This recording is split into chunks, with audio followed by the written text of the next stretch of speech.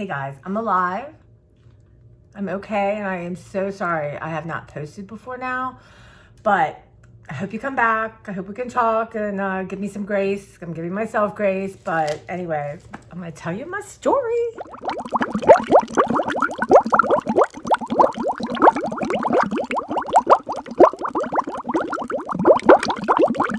Hey everyone, I am Tracy. This is my channel, Tracy from the Mermaid Cove, and I had rotator cuff surgery early February. I don't remember the date now. And my goal was to vlog every day instead of vlog no days. But number one, I have to tell you, so Sue took me to my surgery. It was, we had to be there, whatever, 8 in the morning, 7:30. I was in an ice storm, right? And someone was texting me. Yeah, so I said, Sue, why don't you spend the night? And what I forgot to do was get my garage opener out of my car. Sue was like Spider-Woman, honest to God. Because my deck was solid ice. My stairs were solid ice. I thought, I'm going to have to get an ambulance and say, beg them to take me to my hospital so we can put Sue and I in the same place. But she was like amazing. She was really like a ninja, I tell you. I'm going to do a whole video called Love Letter to Sue. But, yeah, so we got there and it was, here's what it is. My doctor came to see me and he said, I slept really good last night. I'm like, I didn't, but cheers. Yay. That's what you want to hear in a doctor, right? Excuse me, in a surgeon.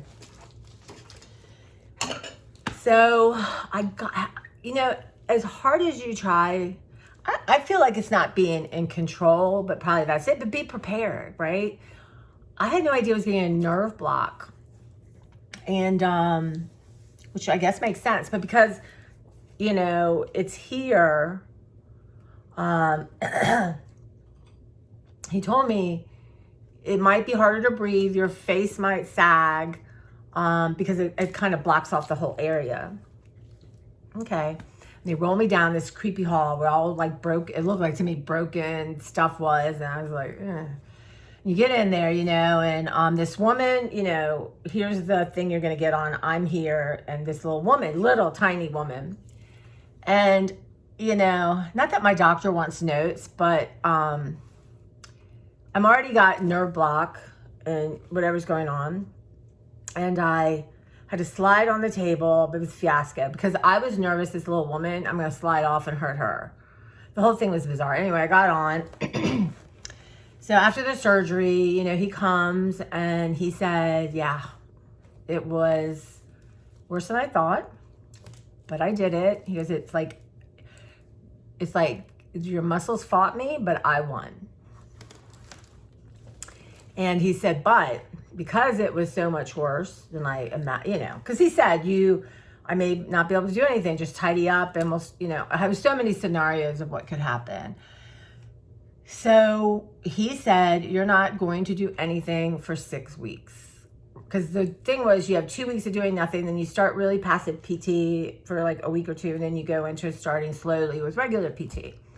So he's like, 6 weeks, no PT, other than I have a few exercises I have to do. So, yeah. So literally, the first week's tough. My only goal, y'all, truthfully, was to go number 2 within 48 hours, which I achieved because I know how hard that is. And, it was interesting. I don't know if I've ever taken oxycodone. I think I've taken hydrocodone. I'm not sure. I will not recommend it. It made so Sue brings me home and, she said the doctor was really good with her. And then, they check you, they push you out. Honestly, I was not ready. And I'm like, why? And they're just pushing me out. And the last woman was not that friendly. Anyway, maybe I don't know. Trying to move away from judgment. But she was trying to show me how to do these arm exercises called pendulums. Well, yeah, I'm like, should be in bed sleeping. And Sue's trying to take everything in. So get home and my friend Robin was there. And so that was Thursday, I think, and she stayed with me through Sunday. And I had to sleep up in the recliner, and which the first few days you don't care, right? Because you're taking Oxy I can't remember what it was, but I'd say, Robin, is it time for a pill? She'd say 45 minutes. Give us a half hour. And then I'd be like, Robin, I need a pill. And she's like, it's 2 hours. Take some Tylenol. So it was so nice because I needed ice all the time, and I just couldn't have done anything. I really couldn't. You really are vulnerable and need support. So that was how that went. And, but so the first week was a blur, right? I didn't do much. But my friend Sue, as you know, Sue from Sue's Recipe Box came in, and she helped me wash my hair, take a shower. And that's very humbling. And I am beyond appreciative. And she was so wonderful about it. And as a matter of fact, today's Friday. Thursday, yesterday was the start of my 6th week, which is, I totally lost track of time. My 6th week. So tomorrow is Saturday, and I'm going to wash my hair and bathe by myself. This is like the first time, yesterday was the first time I really truly dressed myself, and I have a bra on. So, in a long sleeve shirt, y'all, patience is everything. Patience, taking it slow. I can't rush. But I saw my doctor Wednesday, and because it's so funny, on my FMLA sick leave, he had given me he said 2 to 12 weeks, but he'd written down a date for next March 20th, which is, I believe, would be the end of my 6th week. So I called him like, I'm not even allowed to do anything, right? So, and the appointment was the day before it was going to end. I'm like, I want to come in. So I came in this week, and he's so funny. He said he does that because people have to come in and see him. I mean, he's just had major surgery, and I believe him. I said, well, that's not my case. I'm doing every single thing he told me to. So he gave me till April 11th. And then I'm starting PT at a PT place. So what happened was, which is strange, and you never know how things work. So like 2 days after my surgery, this guy texted me. He's like, hey, your doctor gave me I'm going to come by. So I said, oh, okay, come by. And he's like, yeah. I said, did my doctor do this? So he sent me the order. I'm like, yeah. So I think what happened is, because I was asking for OT, somehow got all mixed up. So anyway, here comes PT. And I thought, he's having me do, not much, trust me, but he did a little manipulation of my arm, and I'm like, why don't you talk to my doctor and make sure? And they're like, oh, thanks for the help, but yeah, we're good. But then I was having a really hard time with the pendulums, and he's on my book. So I called him and said, hey, let's just do this, right? It's not costing me anything. You've already got the order. So he's been coming twice a week, which has been awesome. And it's just, he's a very nice person, as most PT people are. And I think I'm a little farther ahead, than I would have been had he not come. So my last session with him is tomorrow. But yeah, so I can't explain it. Part of what happened, I think, was the world has gone chaotic. And here in the DMV, DC, Maryland, Virginia, it is like annihilation. And out of my coworkers, I think 4 have spouses that work for the government. And I know so many, even my friend who's the head of the cleaning crew, they're through ARC, which is, Medicaid. So it just has been, I have friends that, are beyond the pale, right? And I have done my utmost to not watch it purposely. But you still absorb it. It's still like, even if I'm going through YouTube, there's still like headlines. So it was really crazy. On some level, I was thankful not to be at work because so many people there, you guys work for the government, so many wonderful, loving, caring, hardworking people. And, but the chaos of everything and the criminality of it, it's illegal to do that, to fire government workers like that. It's illegal. And I just kept thinking, where are the ex-presidents? Like, what's happening? You know, you really feel like, what is happening? So, and you feel vulnerable. Like, I can't even bathe myself, right? I could barely, I mean, going to the bathroom was like a 10-minute ordeal. But I will say, this woman who said, don't wear underwear, and I got these really cute moo-moos, I'll show you one time, zippers. It was like a miracle. But it really disturbed me more than I even realized. And I've been processing it. And I started eating. Like, maybe after the first week, I started eating like every carbohydrate I could find. And, you know, people were bringing me muffins. People were wonderful, bringing me muffins and food and all kinds of stuff. That I was saying, bring me salad, bring me, not vegetables, but give me fruit, that kind of thing. So, but anyway, I'm just rummaging. And I think within 2 weeks, almost 3, I had put on 5 pounds. Because literally I'm not moving. I'm moving to go get ice. I'm moving to go to the bathroom. I would just kind of loop around a couple times, but you're terrified, right? And your arm hurts. And I just thought, whatever happens, whatever goes, my job. And then my brain is like, well, you know, you said you were going to do this and that. I'm like, my only goal is to heal. Thank God my friend Beverly's like, your only goal is to heal in the best way you know and to give yourself a chance to heal. So how to work on these gremlins, right? And going around my head. And I almost felt like quicksand almost. It was like wild. And I would pick up enough what was going on in the world, you know, to be terrified and to be upset. And I started watching the Saturday Night Live skit of the president and the Ukrainian president, and I got so upset I almost vomited. I couldn't watch it. And I don't know who people vote for. I don't ever really talk about politics. But this is beyond that. This is what's criminal. There are laws. There's procedures, as the world should have. Can you imagine if everyone's like, I don't care, I'm not going to stop at a stop sign. I'm not going to, you know, I mean, you just think of how many things are by following rules, you know, and being part of a bigger community. And we know a lot of people aren't. So that was happening, and I really internally became paralyzed. Thinking like, oh my God, am I gonna, and then the tariffs and the food, am I gonna be able to have cat food? Can I afford cat food? I mean, I'll starve before my cat will not eat anything, right? And meanwhile, Claire was absolutely a brat about food and nudging me constantly. And I'm trying to drink water. I'm trying to focus on going to the bathroom and drink my protein shake. But it was really weird. And I think part of it too is me talking all day with people, and it burns off some energy, I think. But it was really interesting, but I just really got depressed, like really depressed, frozen thing. And I kept thinking, reach out and video, and I just couldn't. Like, I didn't know what to say. I felt like I was just going to cry or just be hysterical, or, you know, I have like 2 close friends at work who are terrified every day. Their husbands work hard, have great jobs.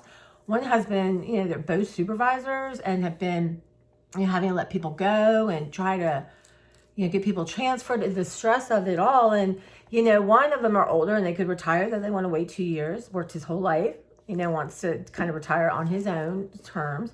The other one's middle, you know, they're young. But I don't know the amount of people who have lost jobs in this area. I don't know how we're going to sustain it. I don't. And I don't know, like, is the goal to have them working middle class on their knees and homeless? I mean, I really don't understand. Without health insurance, you know, somebody's telling me of a friend, they just had a baby. They both worked for the government and they both got fired. Not one bad thing on the record, hard workers. And you just think, wow. I mean, how do you even process that, right? I mean, how do you even, and one of my friends said her neighbors both worked for NIH, they're scientists, they'd moved here like a year ago. And I think the wife is working on HIV and they're making incredible strides. And it's like, wow, scary. So I haven't talked to my friends. I don't know any updates because I'm trying. So I started watching true crime and art stuff. But, you know, it was just like my mind needed to have something, you know, and true crime and, you know, and I'm picky. I don't watch anything with children, but, you know, usually. So you guys, I apologize. I just really wanted to reach out to you, and I don't know. I felt like I was in quicksand. I'm going to tell you something.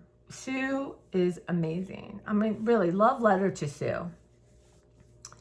She, I'm gonna cry. Because, you know, before this, I didn't want to be a burden on anyone. And the counselor I was talking to, she said, and my brain doctor guy, he's like, can you just ask people and let them decide or not? Can you do that? Like, well, okay, yeah. But it's really been hard but cathartic too. And, you know, my roommate's been helping up. I go for the garage and all kinds of stuff. So she's been helping out. And, you know, I had made a bunch of food before. It was just so smart, y'all. So I had some casseroles, I had some frozen soups, and I had quiche. And so for a while I had that. But when I ran out, then it was... I'm trying to eat down my refrigerator too, the freezer, which I've been doing actually, because I'm not, yeah. But then I got 2 big hauls from Walmart, and I thought, what are you doing? What are you doing? So I haven't, for the last 2 weeks, I haven't bought anything. I'm going to go to the grocery store today because I want to get some corned beef and throw it in the crock pot. And I'm craving lemonade. So I want to go get like a jar, like a little glass of lemonade and just practice driving, right? It's not far. It's like, I don't know, less than a half mile or something. I teased Sue. I said, can I drive you? Not yesterday before I said, I want a Blizzard. Can I drive you to Dairy Queen, get a Blizzard? She's like, no. She's going to live. I'm like, stop it. So I'm going to do that. And then I'm going to see how I feel, right? And then I'm going to call. I was going to drive to the PT place because I know exactly where it is. But I thought, you know, let's just drive. And then every day, you know, I can just drive up to the shopping thing and come back. And meanwhile, you know, I'm not I really, other than the food, has stopped shopping. I knew I can't sit at home, be nervous, and be shopping, buying stuff I don't need. I don't need clothes. I mean, you know, it's so crazy. I ran out of hangers to hang up everything because literally I haven't been wearing real clothes until this week. But I also had to sleep in my recliner or sitting up, kind of leaning on my couch. And that really, you know, you just don't sleep well, needless to say. You don't sleep well anyway. So, you know, my mind's like, you know, but it was tough. But I finally, starting week 4, I'm like, I cannot live in my living room anymore. I'm there all the time. So I went up, when Sue and I would go up the stairs for me to take a shower, I felt good. I felt okay going up. I felt, because, you know, every day my arm's healing. So I'm like, okay, I got this thing. It's like a round pillow like that, and it leans up. So I got it from Temu, and it's almost like when they have stuff for babies so they don't roll over. It's kind of like that. And honestly, it's doing the trick, right? It really does keep me confined. And so, so I started doing that. I wasn't ready to like change clothes every day because I really needed someone to help me. And then when Sue would come, I would change, and she would do, like, I didn't have a lot of laundry, but she would, you know, whatever I had, we would do. And, but Sue was amazing, and she would text me like, hey girl, you want to shower today? You know, I can come over, blah, blah, blah. And she was so upbeat, and never did I feel like a burden, because she really did rearrange things for me. Like, this isn't like she lives next door, and it was, she really, it, you know, it really was. It wasn't a sacrifice, but you know what I mean? Like, it really, she's got a life. So, but it's been, but the best part of it is just hanging out with her. It's just been so awesome. It really has been wonderful. And I'm like, I'm going to miss you. You know, so, and she's very spiritual and very grounded. Like, she's a Reiki master, and, she's just, you know, she's into meditation, all kinds of stuff, right? So, which I am too. And so one day she said, I wanted in my mind to go walk, but I was kind of scared. I didn't want to, I thought, you know, I'm going to have to for mental health, but at the same time, I do not want to hurt anything. But one day she's like, we're going to go out and take some deep breaths and I felt so much better. And then she said to me, start taking your, you know, your ADHD medicine. And I hadn't been taking it, so I thought, well, I'll use it at work. And then, you know, she's for your depression. I'm like, yeah, because I will tell you, within 2 days of start, and I was only doing like 30, I felt so much better. Like, it really, the depression that goes with my brain being untreated for the ADHD is insane. I don't think I'm a depressed person at all.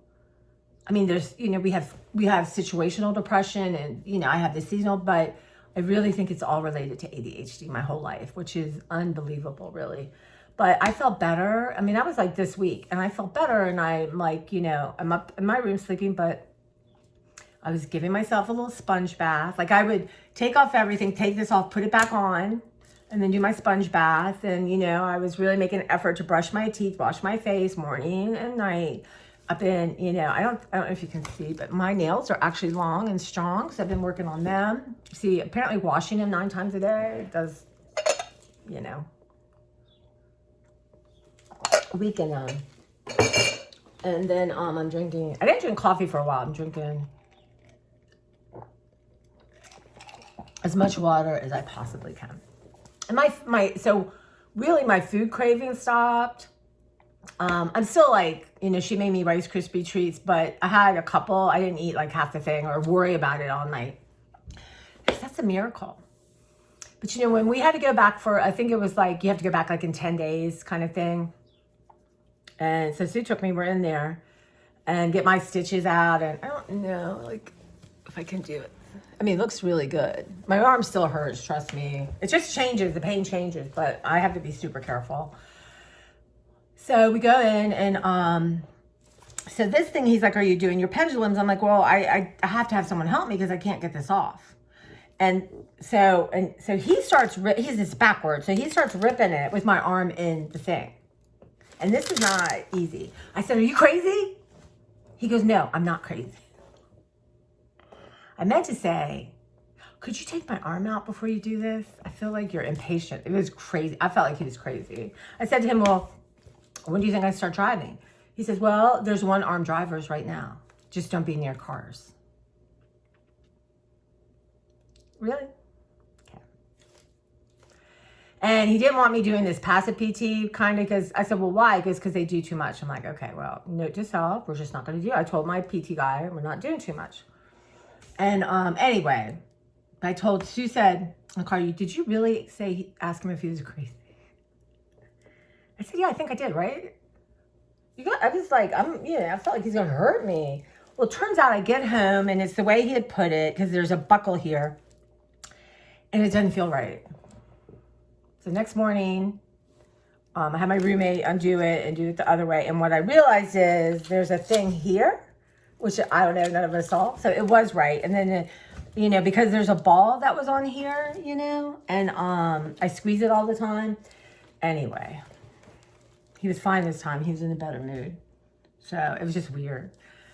And yeah, Sue's husband said, Mark said, could you just tell Tracy not to ask? The doctor's crazy. I said, yeah, it was just in the moment. It's 10 days out. I'm like terrified. And you feel like you're going to rip my arm off.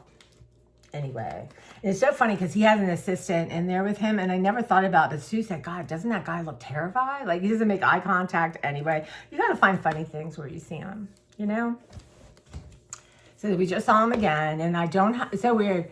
He gave me a PT note for 8 weeks, but I don't see him for 10 weeks. He goes, don't worry. I'm like, well, should you make it 10? I mean, he goes, they'll extend it. Don't worry. So I go back in that. And so we decided on April 11th. And I think too, for my mental health, it's really hard to be out of routine, you know, and just, well, one, sitting basically for 2 weeks, literally doing nothing, really almost 3 weeks. People would bring me food and have lunch with me. I didn't really want to go anywhere because I felt like, gosh, if my arm gets bumped, I'm like, you know, at this 6 weeks is probably the only time in your life where you really got to do this because he told me the tendon has to meld to the bone. So I did it, and maybe it did not cause as much harm as I could have. You know, I'm down about 3 pounds now, and just kind of getting my groove on. I've been, between what's going on in the world and worried about that, I've been having sort of anxiety in my chest. I've been breathing and trying to do meditation and that kind of thing. I thought I would have started art by now, and Beverly's like, you know, I have to be careful, and I'm allowed to, like, let me take this off. He wants me to start weaning off. So what I do is, like, I'm sitting here talking to you. you can't keep the cat hair off this thing. See, it's like, it's got this rest thing. Anyway, it's like a miracle thing. So when I drive, I'm gonna wear it. So if I'm like trying to, like, I put some, I folded up some winter stuff. So you gotta find a way to make it feel okay. You know, I put it on. So if I'm gonna try to do something, and I just have to go really slow and not get as much as I want done, which is fine because I'm not here. Beverly said you're not here to accomplish anything but heal. And that's, you know, that's been a challenge for my brain. But I just kind of felt like I was so terrified and depressed, and I just didn't know what to say or how, you know, because I always try to be honest with you guys, with myself, and I don't know. So I apologize because I know people care. And, but the weirdest thing that happened is I lost track of time, like, especially living in the living room. Like, I never knew what day it is, like what time. Like, my roommate would, let's say she left at 8:30 and she'd get home like 2, and I think I've been going to the bathroom in the exact same spot. And so I was like, oh my God, is it 2 o'clock already? Like, so that was really strange, you know? I've never quite experienced anything like that. When I had my brain tumor and I was recovering from that, you just sleep a lot. You know what I mean? You just take your medicine and you sleep. So this was a lot different. And now, in some ways, you know, I have to start PT and it's going to hurt. But honestly, this was hard. It was challenging for me. And everyone's like, oh yeah, you get to be home. I'm like, it's not the same. It's not like you can run to the store or you can cook, or, you know, I wasn't allowed to do laundry, wasn't allowed to cook. There's certain things he's like, you cannot do this. So yeah. So that's what's been going on. But I'll tell you what is amazing, ice. Because that oxycodone literally made my head itch. And that's one of the side effects. And when the hospital called me like the second day, and she goes, well, you can, you know, call your doctor and get something else. I thought, you know what, it's not that crazy. And it didn't last like the whole time it was in my system. I thought, I can do this because I'm going to just try to get off it as fast as I can. And, but I was telling my PT guy, I said, you know, I'm starting to feel better. He goes, no, take your oxy for a couple more days because it's reason you're feeling better because it's controlling the pain. So don't, you know, I thought, okay, that's good advice. I'm going to do that. So now it's just Tylenol and ice is a miracle. I can't even explain to you. Like when I really couldn't do anything those first few days, I'd be like, Robin, I need ice. And I have bags I can put ice in, but I also ordered some just things I can just grab and put on here. So I said to him yesterday, I'm still using ice. He goes, that's fine, but it's probably, it's more mental than anything, you know. But I don't know. When I take it out and I'm moving around and put it back in, I usually put the ice on for a little bit. But really, ice is amazing. So yeah, so that's kind of what's been going on. Not a lot. But really what's happening in the world to me is so frightening and bizarre and doesn't make sense, and it's so rational. Yeah, there's government spending that should be stopped, absolutely. But you don't mass fire and close I don't know. So it's just, but to have my friends you know, because a lot of people in the country, people don't have government jobs. Some people do. But, you know, and my one friend's husband works for the Interior. And what they're going to do to the parks is just sad. Really sad. And the fact, like, the parks don't need care. People who are on Medicaid and need food help and all this assistance seems like it doesn't matter. It doesn't matter. And I don't know. It's just really strange. And I do have you know, my friend that is head of the cleaning crew and their special needs, like, you know, they're going to try to lose 10 group homes. And it's a lot. It's a lot. And, you know, another friend's neighbor has a special needs daughter, and they were kind of born the same time as my friend's daughter. And all the programs and stuff that help her, and, you know, they're gone. So it's a little hard to whine about, you know, my arm and stuff. And financially it's tough because I didn't get paid for 1 week, and then deductible's like 900, but you know, you do it and you deal on. But I really am watching, not wanting to buy things. And I really even haven't been on Instagram because all they do is show clothes I want, or, you know, art classes that are free kind of stuff. And I'm like, you know, you have enough saved that you can look at artist stuff you can watch on YouTube. You just don't. I'm really hating Instagram right now. I am. And then that's where I would see, you know, I was trying to figure out how I don't want any news showing up at all. Like, you know, I couldn't quite figure that out. But, yeah. So a lot of this, I was trying to rush the surgeries because my brother was leaving for Spain. And, yeah, it's so funny. I hear from him pretty much every week. They're settled in. It was tough. They're settled in, trying to get used to the most beautiful view of the Mediterranean Sea. So that was good. And he was the calmest I've ever heard from him, you know, and they're not in the thick of all this stuff going on. But now they have like internet and stuff. So he's probably, you know, I say, have you heard this? He's like, no. And I'm like, well, good for you. Good for you. So that's nice that he feels, you know, he just seemed calmer. But they went through so much. It was a nightmare. But, you know, they walk down and get their food. They just got a little car because they're going to drive around Spain. And, you know, they got to find someone to watch the cats kind of thing first. But, yeah, it's that's nice. I laughed. I said, I've heard more from him since he moved than I had, like, the last year. But he's just not as crazy stressed, I guess. That's how it works. But, yeah, I think I'm going to end it here and do another part just because they get so long. And, but, yeah, so thank you if you're here. I appreciate it. And I'm going to be on top of comments. And I want to spend some time thinking about what's important to me, what matters, what gives me peace, like what helps me. And this is definitely one of the things. But yeah, you know I have a window until I get back to work and get in the routine. It's just how life works. But yeah. So thank you guys so much. And it's been a bumpy ride, but I'm here. I pray for you that your friends, your loved ones are okay, and that, I mean, I don't know what the answer is here. I mean, it is just feels like gloom and doom. But I've been trying to meditate and trying to, you know, listening to Pema Chödrön and all these people and reading this stuff, watching YouTube videos, just like, okay, I can't have my nervous system crazy. I can't. And it was, even trying to do it, you can't control a lot of it. Because our area is just like being, almost feels like a nuclear bomb went off, really. So there we go.